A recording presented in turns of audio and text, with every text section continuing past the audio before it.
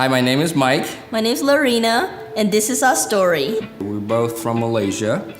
We came here in the late 90s, went to school, and actually met in Oklahoma, University of Oklahoma.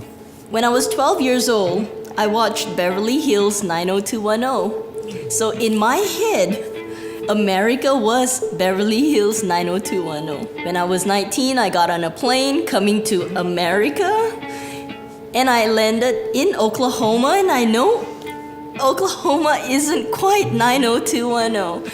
And then when we graduated, I imagined climbing the corporate ladder and Big driving house, nice cars. on Those a boat. were the dreams. So as we moved down to Dallas for jobs, and we got ourselves into buying rental properties. And At the height of our debt in 2006, we were $450,000 in debt, owning all these rental properties, the cars, the timeshare, and it was probably the lowest point in my life. I was going blind on one eye because the bacteria was eating my cornea. I was hit in a fairly bad accident. The attorney was trying to turn their finger around and said it was my fault. I was trying to sell our house. And as a realtor, not being able to sell my own house was a big blow to my pride. So up until that point, everything that I ever wanted to do, I planned for, I make it happen, and I think I made it happen. At the lowest point in my life, I realized that it's really not me. That was my turning point. And up to that point, until I read Rick Warren's Purpose Driven Life book, nobody told me that my life had a purpose. And one thing that kind of struck our mind was God has a purpose for us. Trying to find that purpose led us to learn about finances, because if we can't be stress-free of finances, there's a lot of things that we can't do. We started living on a budget. We sold pretty much everything except for our house and one rental property. Come 2012, we were completely debt-free. In 7 years, we paid off all that debt at $450,000. It was an incredible journey, learning a lot about priorities, learning about communicating together as a couple. Saying a lot of no's. In order to clear $450,000 worth of debt in 7 years, we had to do a lot of drastic things that most people aren't probably willing to do. One of the things that we had to do was search within ourselves our priority. Obviously, God's calling is very important.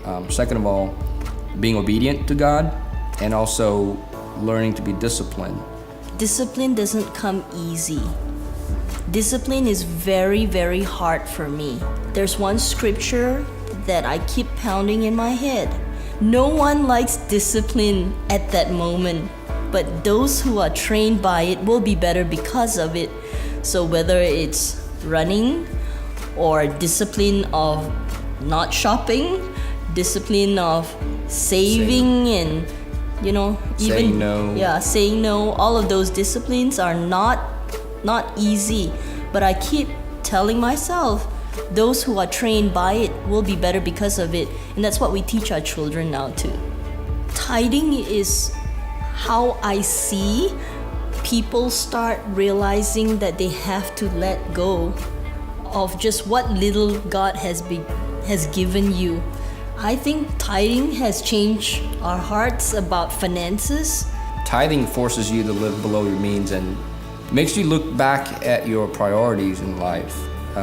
Not just save so you can buy more stuff, more of realigning where your heart is. Like Pastor John always says, show me your checkbook and I'll show you your priorities. I used to think tithing was for the church.